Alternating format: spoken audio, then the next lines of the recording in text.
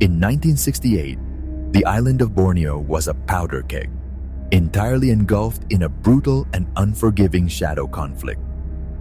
The Indonesian armed forces were engaged in a grueling counterinsurgency operation deep within the uncharted border jungles separating West Kalimantan and Sarawak.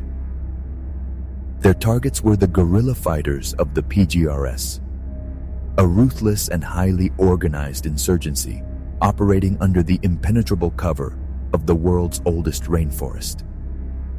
It was a phantom war. The enemy did not fight in open battlefields. They utilized the towering ancient canopy and treacherous mud-slicked terrain as an impenetrable fortress. They would strike rapidly from the shadows, utilizing ambush tactics and hidden traps, before vanishing without a single trace back into the endless sea of green.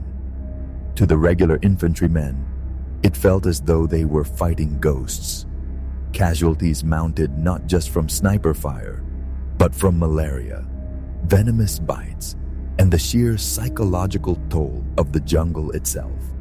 To win a war against phantoms, the military command needed eyes in the absolute dark. Enter Echo Reconnaissance Squad.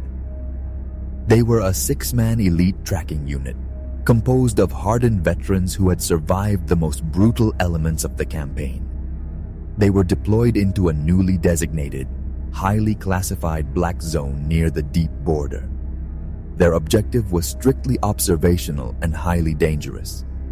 Penetrate 20 miles deep behind enemy lines, locate a suspected hidden guerrilla supply route, map the coordinates, and radio the intelligence back to Tactical Operations Command.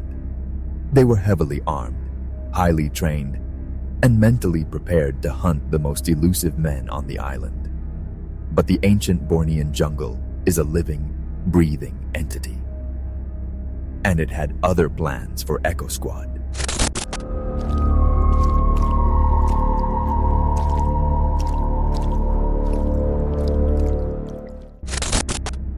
The squad was led by Sergeant Harris, a stoic and fiercely pragmatic combat tracker who had spent more of his life in the forest than in the city.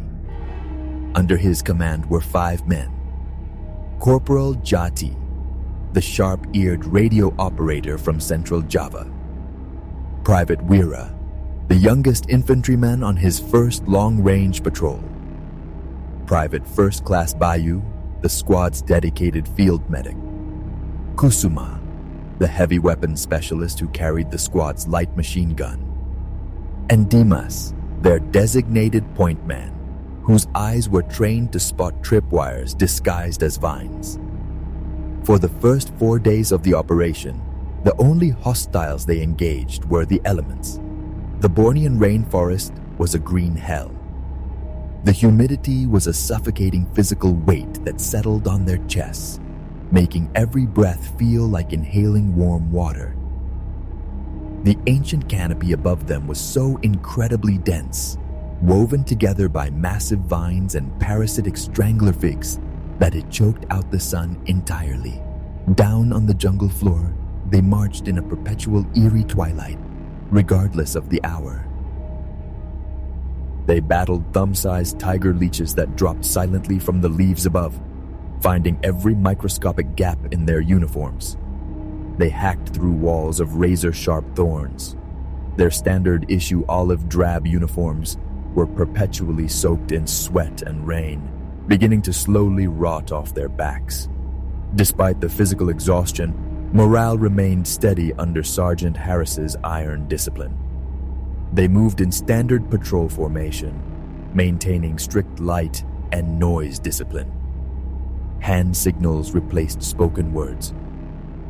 But as they pushed further away from the safety of the perimeter, crossing into the designated black zone on the morning of the 5th day, the atmosphere of the forest underwent a subtle, unsettling shift. The normal, deafening cacophony of the jungle, the screeching of hornbills, the roaring of macaque monkeys, the relentless buzzing of cicadas, began to thin out. It did not stop completely, but it grew distant, as if the wildlife was actively migrating away from the sector they were walking into. By noon, Dimas, the point man, raised a closed fist. The squad halted instantly, sinking to a knee behind the cover of rotting logs and giant ferns. Dimas signaled that he had found something. Sergeant Harris moved forward, his service rifle raised. They had found the suspected PGRS guerrilla camp. But something was horribly wrong. The guerrilla outpost was situated in a naturally concealed ravine, exactly where military intelligence had predicted. There were 6 canvas tents, a makeshift armory, and a central fire pit. But there were no enemy combatants. Moving with practiced lethality, Echo Squad swept and cleared the perimeter. It took less than 10 minutes to confirm the camp was entirely abandoned. However, as they inspected the site, a deep sense of dread began to wash over the veteran soldiers. This was not a tactical retreat. The camp had been abandoned in a state of absolute blind panic.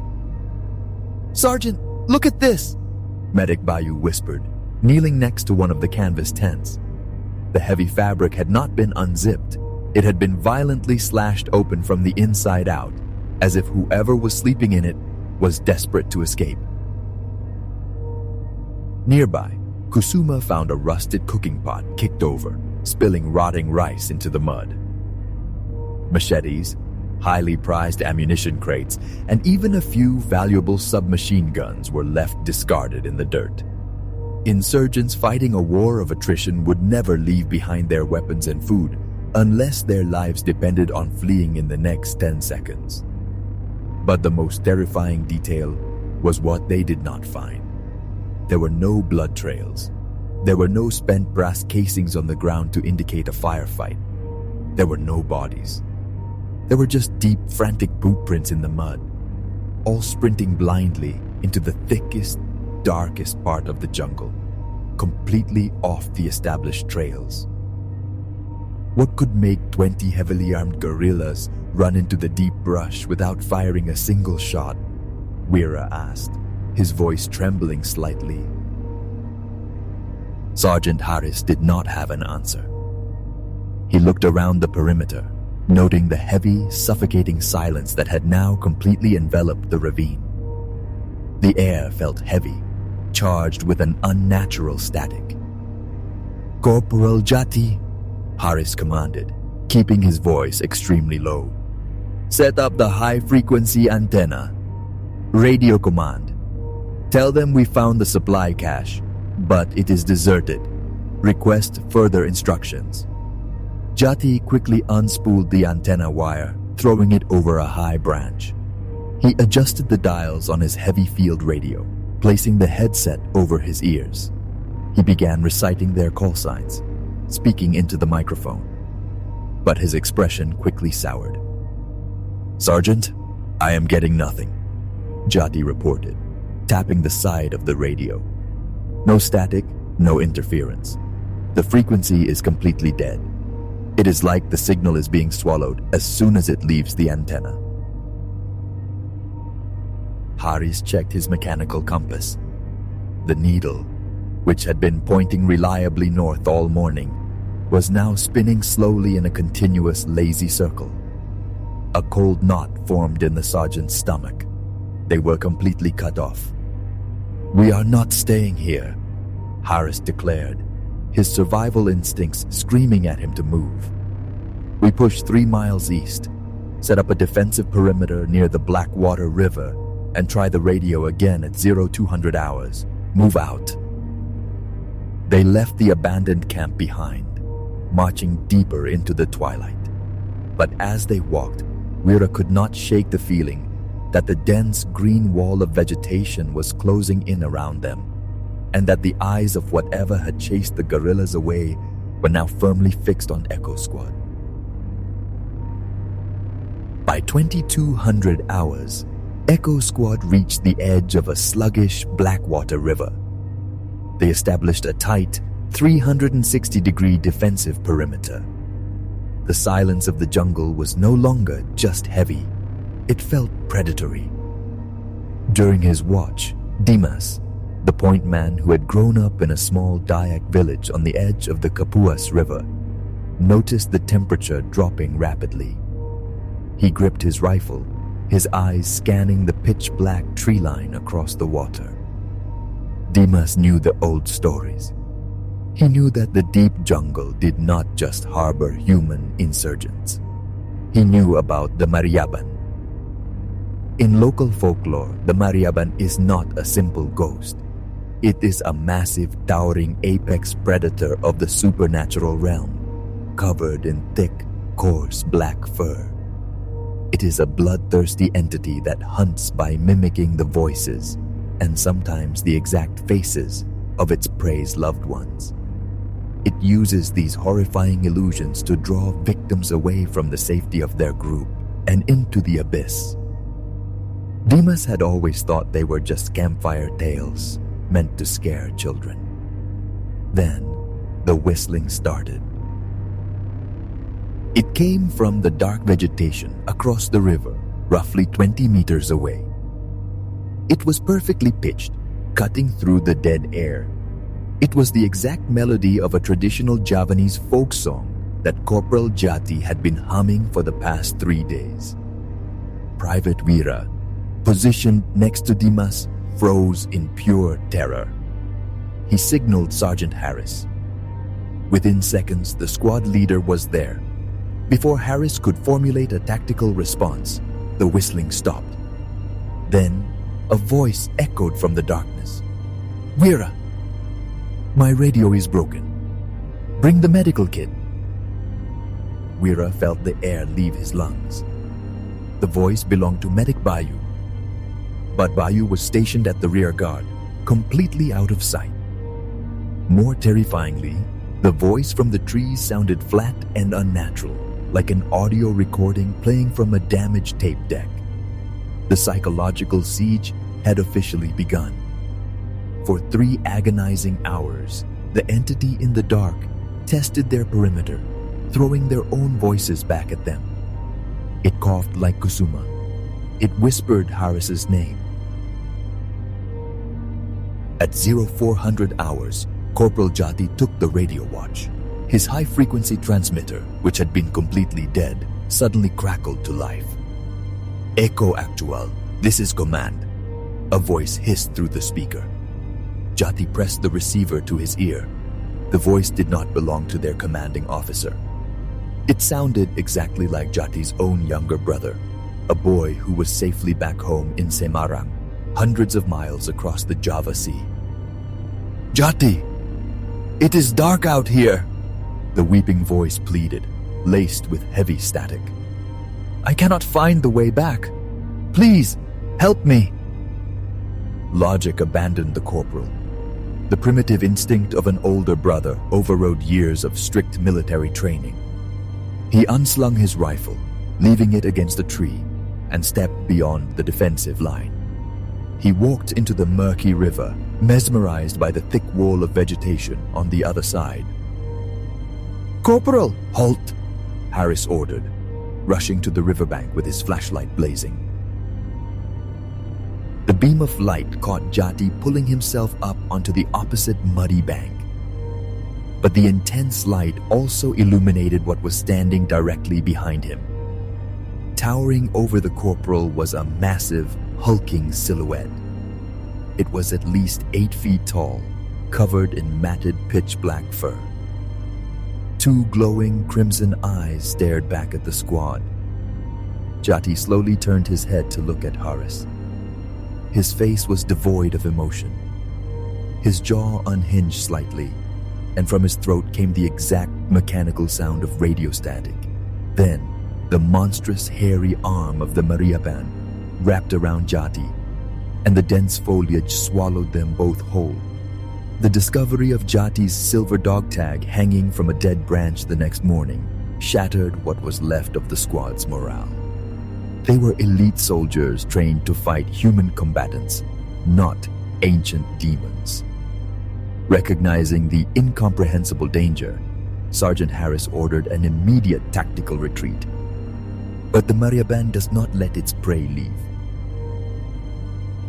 For 2 days, the remaining 5 men marched blindly through the suffocating heat. Their compasses spun endlessly. The ancient trees seemed to actively shift positions, boxing them in.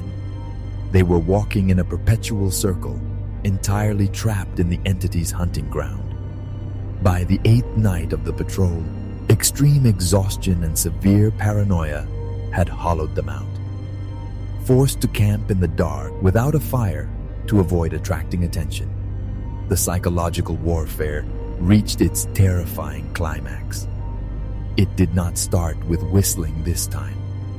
It started with heavy, deliberate footsteps crunching on dead leaves, originating from just beyond the edge of their flashlight beams. "Identify yourself!" Private Wira shouted, his voice cracking as he aimed his rifle into the void. From the darkness, a figure stepped into the dim light. It wore a rotting olive-drab uniform.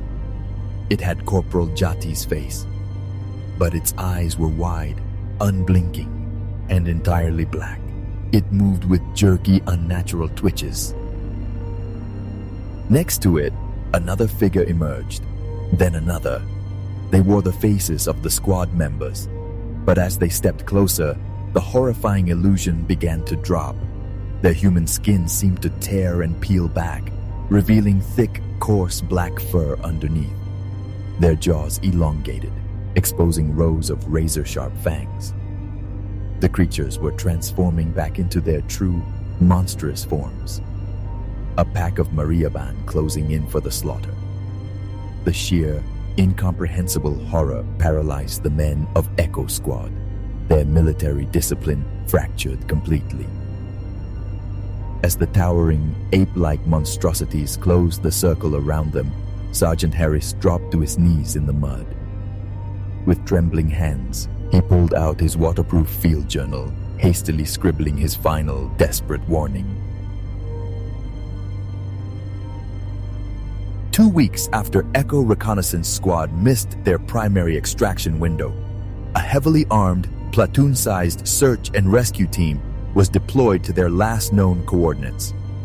The military command expected to find the aftermath of a brutal ambush by guerrilla forces.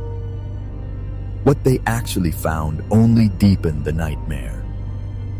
The temporary bivouac near the Blackwater River was completely intact. Combat rations were left half-eaten in their tins. Standard-issue sleeping bags were neatly rolled. Their heavy service rifles were found leaning casually against the massive roots of the banyan trees. There was absolutely no sign of a struggle. There were no spent brass casings littering the dirt. There was not a single drop of blood. And there was not a single body. The ancient Bornean jungle had simply swallowed 6 heavily trained men whole, leaving no trace of their existence. The only piece of the terrifying puzzle left behind was Sergeant Harris's waterproof field journal. It was discovered by a tracker, half buried under a pile of rotting wet leaves. The first half of the journal contained standard military observations, but the final entries, written in a frantic, terrifyingly shaky hand, detailed the impossible whistling, the failing compasses, and the monstrous, towering entities covered in pitch-black fur. The very last sentence on the final page abandoned all military protocol. It read, "They are no longer staying in the trees. They are walking into the camp. Their skin is tearing open. May God forgive us. We are surrounded by the Mariaban." But the most chilling evidence was not the journal. It was the audio recording. On the 14th day of the operation, long after the squad was presumed dead, Tactical Operations Command received a brief, corrupted broadcast on Echo Squad's highly secure frequency. It was the last transmission. It was not a desperate call for an emergency medical evacuation. It was not a request for heavy artillery support. Through the heavy blanket of radio static, The communications officer heard the sound of 6 distinct voices. It was the voices of Haris, Wira, Jati, Bayu, Kusuma, and Dimas. They were not speaking. They were whistling their old Javanese folk song in perfect, terrifying, mechanical unison. The whistling continued for exactly 1 minute before terminating abruptly into a deafening, inhuman shriek that blew out the audio speakers at command. The Indonesian military officially classified the incident as a tragic loss of life due to hostile insurgent action. The dossier was sealed and buried deep within the dark archives. But those few who have read the unredacted field report know the unsettling truth. Echo Reconnaissance Squad did not die in a firefight. They became permanent prisoners of the dark sector, forever wandering the green hell with the beasts of the forest.